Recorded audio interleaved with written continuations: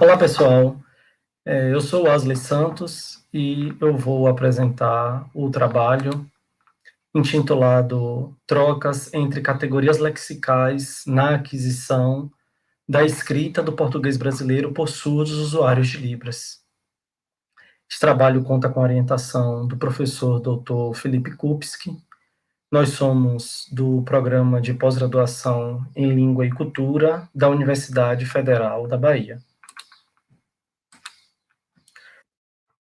De início, para contextualizar a pesquisa, a gente parte da certeza de que os surdos brasileiros têm a Libras como língua materna, nativa ou ideal.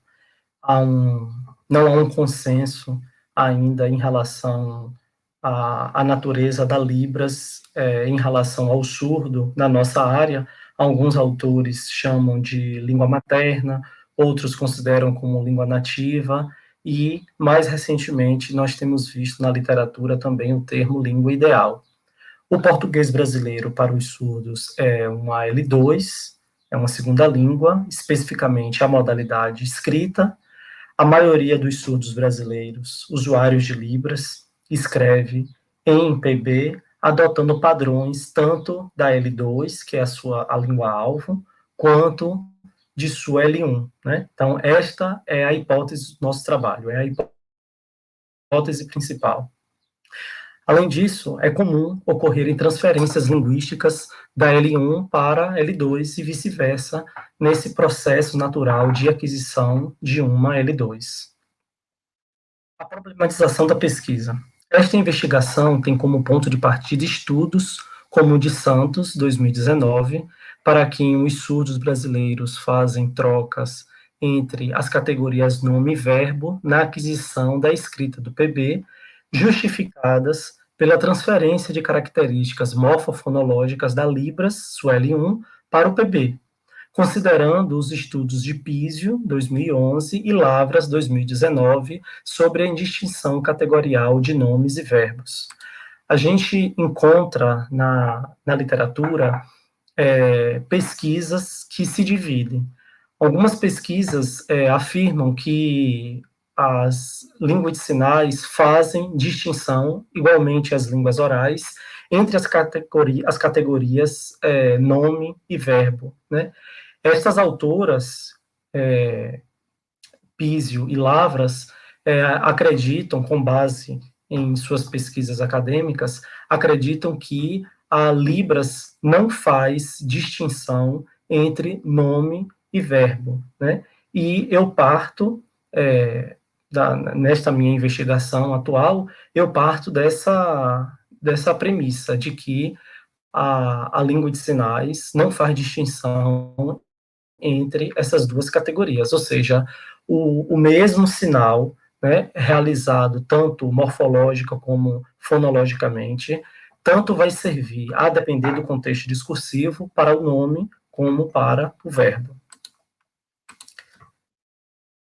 Em seguida, a partir disso, portanto, questionamos se essas mesmas trocas ocorrem também com outras categorias lexicais, como o adjetivo e o advérbio, por exemplo, e se as razões pelas quais elas ocorrem são as mesmas que as descritas por Santos 2019 para nome e verbo.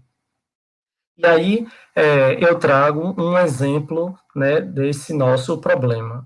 Nós vemos aqui em um fragmento, um excerto retirado da pesquisa de Santos 2019, em que o informante surdo escreve em uma espécie, né, de interlíngua e diz o seguinte: minha passado escola, coisa, todos ouvir, mas eu sou surda só um. Né?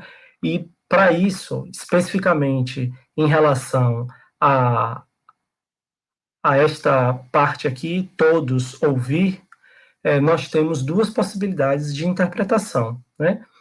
No ponto 1, eu apresento, na minha escola do passado, todos eram ouvintes, mas só eu era surda.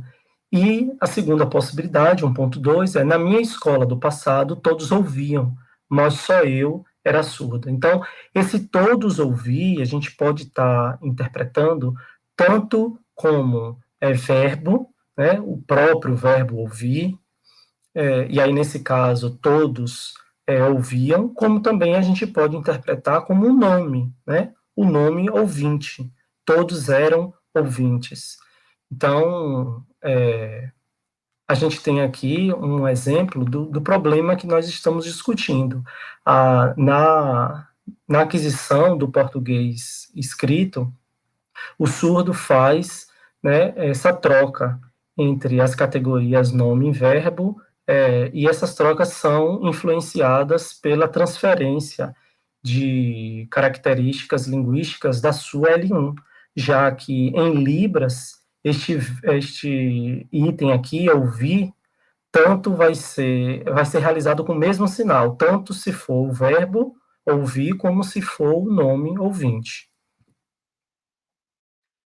Um outro exemplo aqui do problema, no segundo certo, retirado também da pesquisa de Santos 2019, a gente pode constatar agora em relação ao nome ou verbo ensino, né?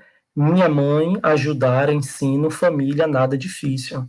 Também com duas possibilidades de interpretação. Ou minha mãe ajuda no ensino da família, nada difícil, ou minha mãe ajuda e ensina a família, nada difícil.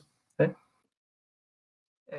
Com isso, a gente pode dizer que o nosso objetivo é descrever, analisar e explicar o processo de aquisição da escrita do PB por surdos brasileiros, usuários de Libras, no tocante aos efeitos do processo de transferência linguística da L1 na troca de categorias lexicais. Então, essa troca que ocorre entre o nome e o verbo, né, no português, aquisição, no processo de aquisição da escrita.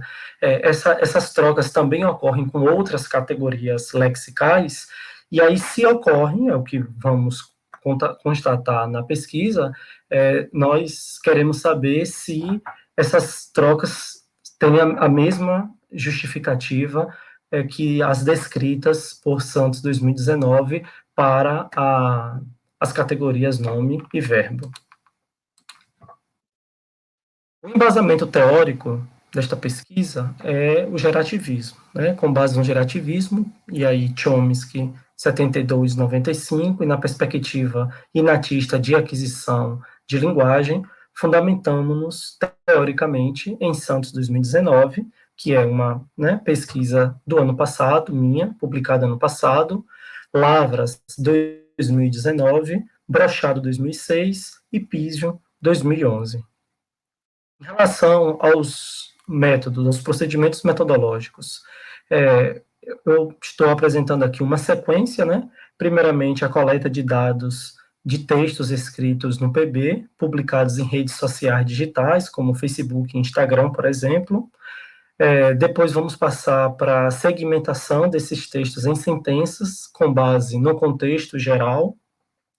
Vamos apresentar, como eu fiz aqui no exemplo apresentado há pouco, a reescrita dessas sentenças, considerando a gramaticalidade do PB, já que é o PB que está sendo adquirido, e depois passamos para a descrição e análise da realização ou não da transferência linguística de categorias lexicais, né? No caso, as trocas propriamente ditas. E, por fim, a explicação das razões da ocorrência de tais trocas, né? Categoriais, no caso, se houver. Em relação aos participantes, esta pesquisa, então, prevê surdos em idade escolar, né? E pretende considerar a faixa etária, a localização geográfica, o tempo de aquisição da Libras, o tipo e grau da surdez, a presença ou não de oralização, a aderência ou não à cultura surda, à identidade política surda, e também a frequência, né, de exposição, a frequência e a exposição do uso tanto da L1 quanto da L2.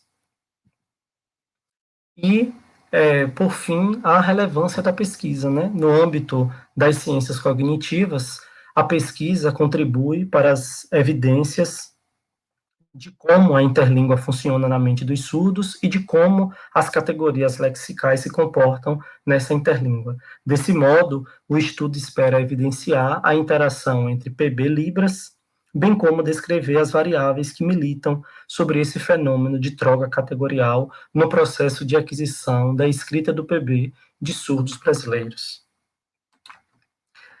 Bem, este então foi o meu trabalho, né? Trocas entre categorias lexicais na aquisição da escrita do português brasileiro por surdos usuários de Libras, orientado pelo professor doutor.